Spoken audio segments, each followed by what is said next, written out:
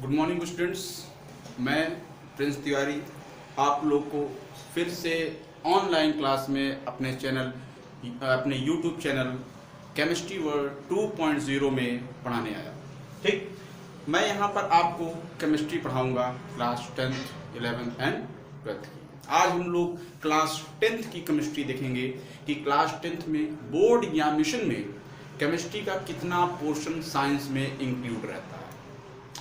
1/3 होता है लगभग, तो लगभग 25 मार्क्स का केमिस्ट्री आपके बोर्ड एग्जामिनेशन में क्लास 10th में आता है। ओके, क्लास 10th की केमिस्ट्री में लगभग 5 चैप्टर आपके इंक्लूड है। Chapter 1 chemical reactions and chemical equations, chapter 2 acids bases and salt, chapter 3 metal and non metal, chapter 4 carbon and its compound, chapter 5 periodic classification of elements. ठीक है, ये पांचों chapter आपके केमिस्ट्री में हैं और इनसे आपके लगभग 25 मार्क्स के क्वेश्चन बोर्ड एग्जामिनेशन में आते हैं। ठीक, अब देखिए कौन कौन से टाइप के क्वेश्चन आपके केमिस्ट्री में बोर्ड एग्जामिनेशन में आ सकते हैं। केमिस्ट्री से आपके एमसीक्यूज आ जाते हैं, 1 मार्क्स के क्वेश्चन आ जाते हैं, 2 मार्क्स के क्वेश्चन आते हैं, 3 मार्क्स के भी आते हैं और लॉन्ग क्वेश्चन भी आते हैं। ठीक, बोर्ड एग्जामिनेशन में लगभग 4 आपके केस स्टडी टाइप के क्वेश्चंस आते हैं, जिनमें पॉसिबिलिटी होती है कि हो सकता है 2 केस स्टडी आपकी बायो से हो सकती है, या हो सकता है 2 केस स्टडी केमिस्ट्री से हो सकता है, या फिर 2 फिजिक्स से हो सकता है। 3 मिनिमम 1 केस स्टडी तो हर सब्जेक्ट से आना ही आना है। फिजिक्स हो चाहे केमिस्ट्री चाहे बायो, मिनिमम 1 केस स्टडी आपकी आएगी ही आएगी। उसके बाद जो एक नया टाइप का क्वेश्चन इंट्रोड्यूस हुआ है वो है assertion reasoning type question. Means उसमें आपका एक स्टेटमेंट रहेगा और उस स्टेटमेंट के बेसिस पे एक रीजन रहेगा।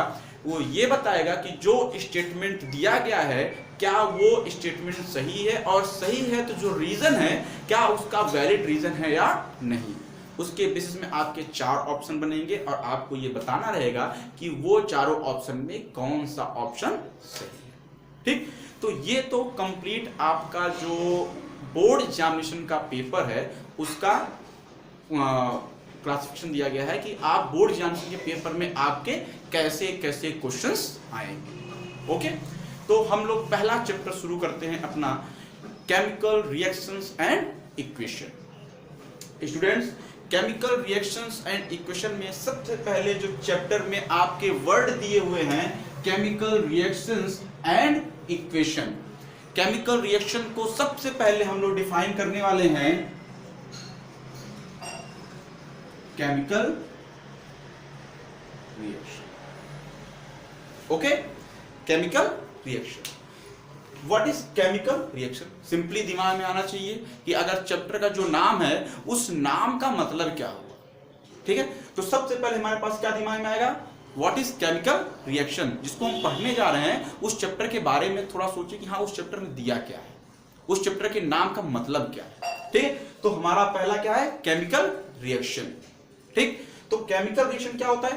केमिकल रिएक्शन वो प्रोसेस होता है जिसके थ्रू कोई भी रिएक्टेंट, 2 या 2 से ज्यादा टाइप के रिएक्टेंट आपस में रिएक्ट करके एक डिफरेंट चीज को बनाते हैं जिसको हम लोग प्रोडक्ट कहते हैं। डिफरेंट सब्सटेंस को बनाते हैं जिसको हम लोग क्या कहते हैं, प्रोडक्ट कहते हैं। ठीक है, तो और उस प्रोडक्ट की जो प्रॉपर्टीज होगी, चाहे केमिकल हो चाहे फिजिकल हो, ये आपके रिएक्टेंट की प्रॉपर्टी से डिफरेंट होगी। क्या होगी, डिफरेंट होगी। Means chemical reaction is the process by which reactant react itself or to form a product with a different property. To form a product with a different property. ठीक है, means chemical reaction क्या है, it is the process in which reactants react and form a product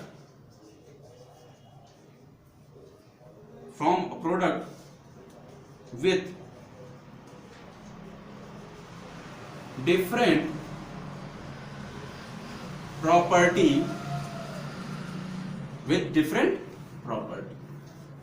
okay, with different property. ठीक है, ये वो process है जिसके थ्रू कोई भी रिएक्टेंट रिएक्ट करता है और एक डिफरेंट इस चीज को या प्रोडक्ट को फॉर्म, डिफरेंट इस सब्सटेंस को फॉर्म करता है, जिसको हम लोग क्या कहते हैं, प्रोडक्ट कहते हैं। क्या कहते हैं, प्रोडक्ट कहते हैं।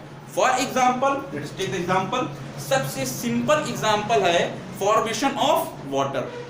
आप ये जानते हैं कि जब वाटर का फॉर्मेशन होता है तो उसमें hydrogen react with oxygen, it forms water. Okay, hydrogen oxygen के साथ रिएक्ट करता है और वाटर का फॉर्मेशन करता है। Okay, hydrogen it is a gas, oxygen it's also gas, but water is a liquid. Water is a liquid. मैंने कहा रिएक्टेंट रिएक्ट करता है और प्रोडक्ट का फॉर्मेशन करता है, जिसकी प्रॉपर्टी डिफरेंट होती है। अब देखिए, hydrogen it is a flammable gas, बहुत जल्दी आग पड़ती है। Oxygen it is a supportive gas, ये सपोर्ट करती है किसी भी चीज को जलने में। लेकिन क्या पानी जलता है या फिर सपोर्ट करता है किसी चीज जलने में? नहीं। इसकी प्रॉपर्टी क्या है, जलती हुई चीज को बुझा देता है। मींस इन दोनों की प्रॉपर्टी से डिफरेंट, इन दोनों की प्रॉपर्टी से डिफरेंट। और ये गैस है, ये गैस है, but it is a liquid, it is a liquid. तो ये जो प्रोसेस है, इसी प्रोसेस को हम लोग क्या कहते हैं, केमिकल रिएक्शन। और इस फॉर्म में नहीं, like this, hydrogen plus oxygen form water. This is the process, means hydrogen and oxygen when react, it form water. This is the process. This is the process. Second example, when magnesium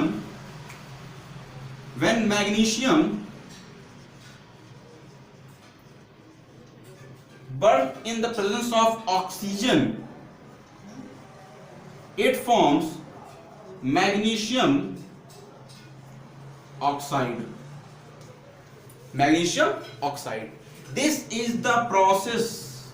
मैंने word के form में क्यों लिखा है, statement के form में क्यों लिखा है? Because this is the process. Chemical reaction से प्रोसेस का पता चलता है बेटा, प्रोसेस का, किसी भी सिंबॉलिक फॉर्म का नहीं। केमिकल रिएक्शन सिंबॉलिक फॉर्म को नहीं कहता, ये प्रोसेस को कहा जाता है। ठीक है, क्या किसको आता है, प्रोसेस को आता है। तो ये क्या है, this is the process.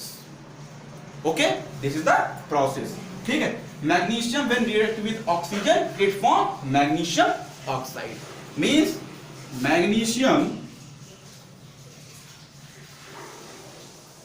Burn in the presence of oxygen it form magnesium oxide, it form magnesium oxide. ये आपका मेटल है सॉलिड फॉर्म में, ये गैस फॉर्म में, और ये आपका व्हाइट कलर का सॉलिड है। ये व्हाइट कलर क्या है, पाउडर फॉर्म में रहता है। ठीक है, एक क्वेश्चन इसमें बहुत बढ़िया अराइज होता है बेटा कि जब मैग्नीशियम को बर्न किया जाता है तो उसको रब करके उसको साफ क्यों किया जाता है, रब करके साफ क्यों किया जाता है? ये क्वेश्चन फ्रीक्वेंटली बोर्ड एग्जामिनेशन में पूछा गया है। ठीक है, कि जब मैग्नीशियम रिबन को बर्न किया जाता है तो उसको हम लोग साफ करते हैं, उसको रब करके साफ करते हैं, जिससे कि वो आसानी से प्रोडक्ट का फॉर्मेशन कर पाए। रीजन ये है कि मैग्नीशियम जब ओपन एयर में रखा रहता है तो एटमॉस्फेयर की ऑक्सीजन मैग्नीशियम से रिएक्ट करके उसके ऊपर एक मैग्नीशियम ऑक्साइड की लेयर बना लेता है, मैग्नीशियम ऑक्साइड की लेयर बना लेता है। ठीक है, जिसकी वजह से मैग्नीशियम ऑक्साइड की जो लेयर होती है वो फर्दर ऑक्सीजन से रिएक्ट नहीं करने देती है, और जब आप बर्न करते हैं तो आपको उतने अमाउंट में मैग्नीशियम ऑक्साइड का प्रोडक्ट नहीं मिलता है। इसीलिए हम लोग उसको क्या करते हैं, रब करके उसके ऊपर की मैग्नीशियम ऑक्साइड की लेयर को हटा देते हैं। क्या करते हैं, हटा देते हैं, जिसकी वजह से हमको हमारा जो मैग्नीशियम है वो कंप्लीटली बर्न हो जाए और हमको व्हाइट पाउडर जो मैग्नीशियम ऑक्साइड है वो पूरा मिल सके। ओके स्टूडेंट्स, ठीक, तो this is the chemical reactions, this is the chemical reaction. Now second, जो आपकी केमिकल रिएक्शंस होती हैं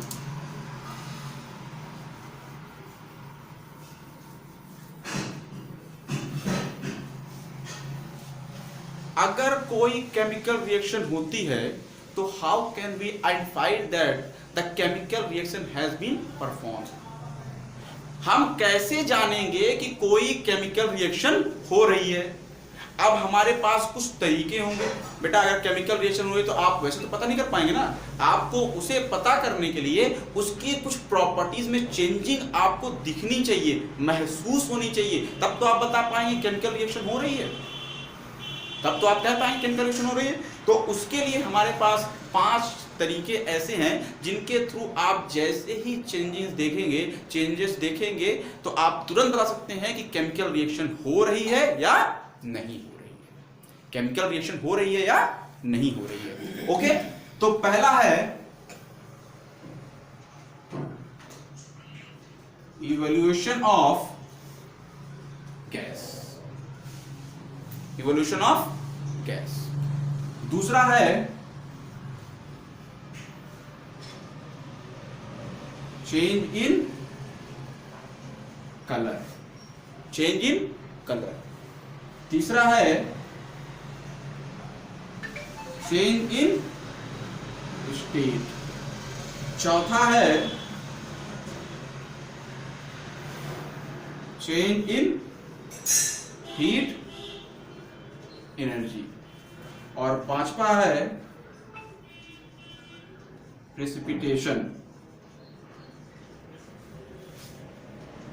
पांचवा क्या है, प्रेसिपिटेशन। ठीक है, ये 5 प्रोसेस ऐसे हैं जिसको आपने अगर देखा तो आप तुरंत बता सकते हैं कि केमिकल रिएक्शन हो रही है कि नहीं हो रही है। ठीक है, फॉर एग्जाम्पल मान लीजिए आपने कुछ रिएक्शन करवाई, कुछ सब्सटेंस को मिलाया, कुछ रिएक्टेंट को मिलाया और उनको मिलाने के बाद कोई गैस इवॉल्व हो रही है, कोई गैस इवॉल्व होने लगी, तो आप तुरंत कह सकते हैं कि हाँ इसमें केमिकल रिएक्शन स्टार्ट हो चुका है, केमिकल रिएक्शन परफॉर्म हो रहा है, तब हमारी गैस निकल के बाहर आ रही है। क्यों, जब तक दोनों रिएक्टेंट अलग अलग थे तब तक तो कोई गैस नहीं मिल रही थी, लेकिन जैसे ही आपने उसको मिलाया, रिएक्शन स्टार्ट हुई तो गैस का निकलना शुरू हो गया। मींस दोनों रिएक्टेंट आपस में रिएक्ट करना स्टार्ट कर चुके हैं और रिएक्शन आपकी शुरू हो चुकी है। ठीक, इसलिए इवोल्यूशन ऑफ गैस आपको ये आइडेंटिफाई करने में हेल्प करता है कि कोई भी केमिकल रिएक्शन स्टार्ट हो चुकी है। फॉर एग्जांपल, कोई भी मेटल अगर किसी भी एसिड के साथ रिएक्ट करता है तो वो तुरंत साल्ट बनाता है और हाइड्रोजन गैस को इवॉल्व करता है। बुलबुले के फॉर्म में हाइड्रोजन गैस इवॉल्व होना शुरू हो जाती है। आप कोई भी डाइल्यूट एसिड लीजिए, उसमें कोई भी रिएक्टिव मेटल डालिए, जैसे ही मेटल आप डालेंगे तो देखेंगे बुलबुले के फॉर्म में गैस निकलना शुरू हो जाएगी, बुलबुले के फॉर्म में गैस निकलना शुरू हो जाएगी। ठीक, तो जैसे ही गैस निकलना स्टार्ट होगी तुरंत आप बता सकते हैं कि रिएक्शन स्टार्ट हो चुकी है। कोई भी एसिड किसी मेटल के साथ अगर ट्रीट करता है तो हाइड्रोजन गैस इवॉल्व हो जाती है। इवन एसिड ही नहीं, आपका बेस भी अगर है, बेस ने भी अगर मेटल के साथ ट्रीट करना स्टार्ट किया, ट्रीटमेंट स्टार्ट की, तो हाइड्रोजन गैस इवॉल्व होगी। क्या होगी, हाइड्रोजन गैस इवॉल्व होगी। ओके, इस प्रोसेस के थ्रू हम लोग कह सकते हैं कि केमिकल रिएक्शन में आपका गैसेस बताते हैं कि केमिकल रिएक्शन आपकी हो रही है। सेकंड एग्जांपल, अगर आपके पास कोई भी, फॉर एग्जांपल आपके पास आपके फेरस सल्फाइड है, ठीक है, FeS है, और इसको अगर आपने सल्फ्यूरिक एसिड के साथ ट्रीट करवाया, तो जैसे ही आप इसको ट्रीट करवाएंगे तो आपका फेरस सल्फेट बनेगा और हाइड्रोजन सल्फाइड गैस निकलनी स्टार्ट हो जाएगी।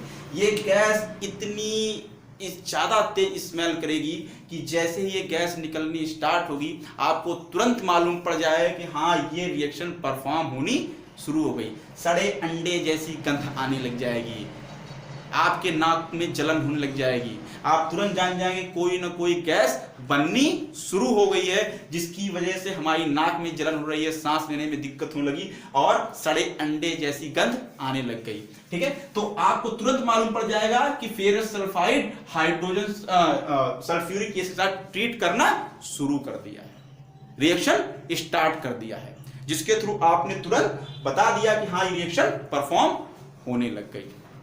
ओके, तो these are the example of evolution of gas।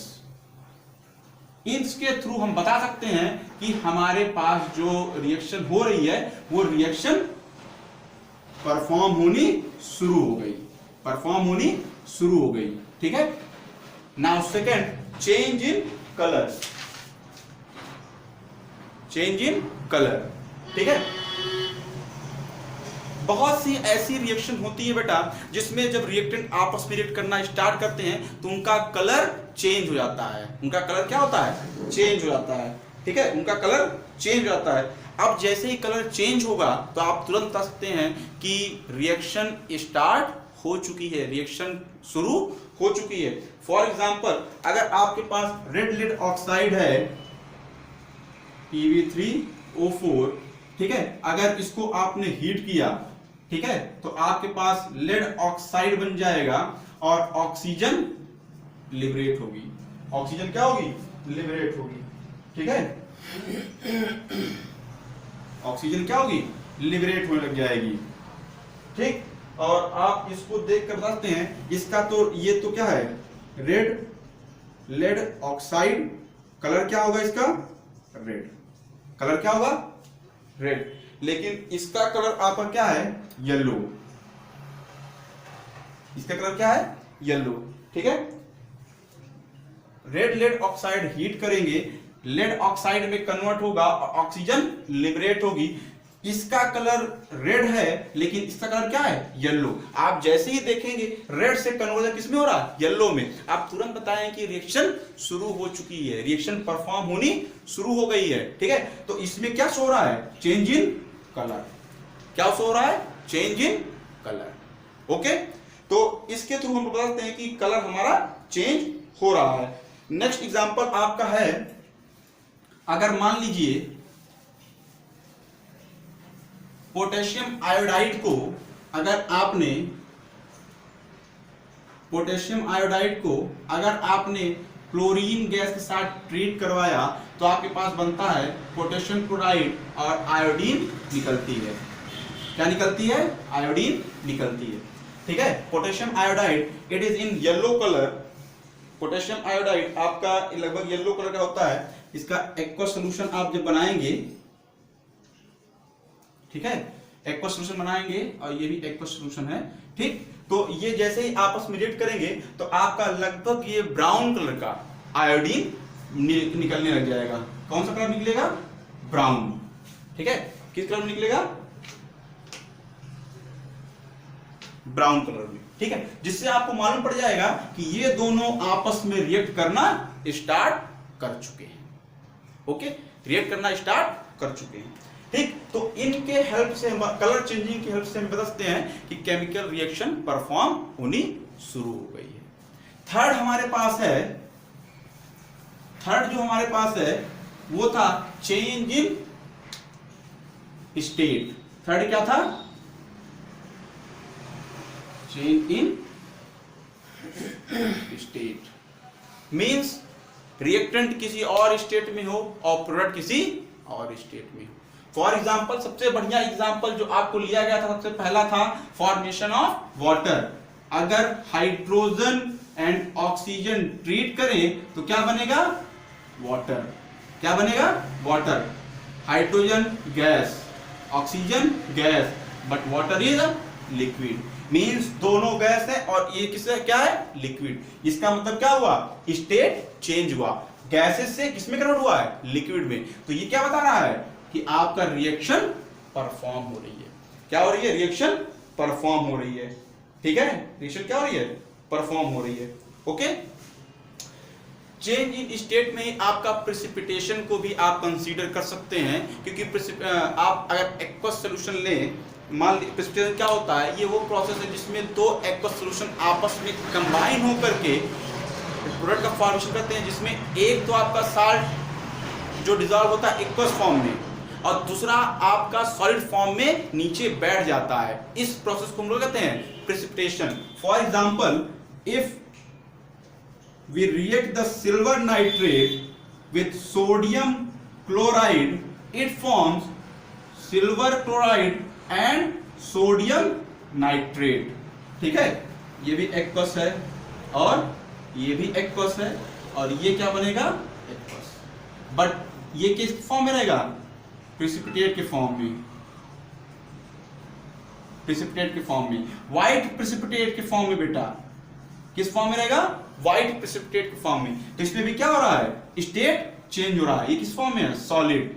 ये किस फॉर्म में है, सॉलिड फॉर्म। ओके, तो इनके थ्रू हम बता सकते हैं कि कोई भी केमिकल रिएक्शन परफॉर्म हो सकती है।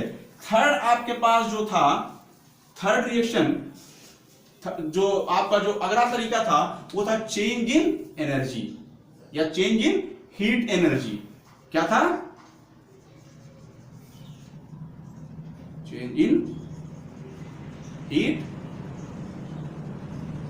Energy, change in heat energy.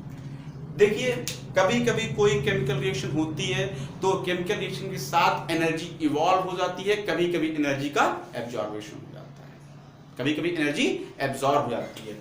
तो अगर कोई ऐसी केमिकल रिएक्शन जिसको आप करवा रहे हैं और आपके एक्सेस अमाउंट में एनर्जी रिलीज हो रही है तो चेंज इन हीट एनर्जी है। For example, if we burn the coal in the presence of oxygen, it forms carbon dioxide gas and huge amount of heat energy as well as light energy. आप जानते हैं, कोयला लीजिए, कोयलों को अगर जलाइए तो कोयला ऑक्सीजन के प्रेजेंस में जलेगा, कोयला ऑक्सीजन साथ ट्रीट करके कार्बन डाइऑक्साइड गैस का फॉर्मेशन करेगा और देखेंगे आप कोयले से एनर्जी का फॉर्मेशन हो रहा है, कोयले से एनर्जी क्या हो रही है, निकल रही है। उसी तरह अगर आप कैल्शियम ऑक्साइड को लीजिए और इसको वाटर के साथ ट्रीट करवाइए, ठीक है, और इसको वाटर के साथ ट्रीट करवाएंगे तो कैल्शियम हाइड्रोक्साइड बन जाएगा। कैल्शियम क्या हो जाएगा, कैल्शियम हाइड्रोक्साइड बन जाएगा। ठीक है, और एक्सेस अमाउंट में हीट एनर्जी क्या होगी, रिलीज होगी। ये आपके घरों में मिलता है, पान की दुकानों में जो पनवाड़ी चूना नहीं लगाते बेटा, वही उनके यहां भी ये चीजें मिलती हैं। अगर इस चूने को आप लीजिए, उसको वाटर में मिलाइए, थोड़ी देर बाद देखेंगे उसमें इतनी तेज एनर्जी रिलीज होती है कि एकदम जैसे उबल रहा हो, बॉयल हो रहा हो, इतनी तेज एनर्जी रिलीज होनी शुरू हो जाती है। मतलब ये दोनों आपस में रिएक्ट करके इसको बनाने लग जाते हैं। तो इन प्रोसेस के थ्रू हम बता सकते हैं कि केमिकल रिएक्शन हो रही है या नहीं हो रही है। ओके, तो आज हम लोगों ने क्या पढ़ा, केमिकल रिएक्शंस के बारे में, और ये देखा कि कौन कौन से तरीके हैं जिनके थ्रू हम लोग ये पहचान सकते हैं कि केमिकल रिएक्शन हो रही है या नहीं हो रही है। Okay student, thank you.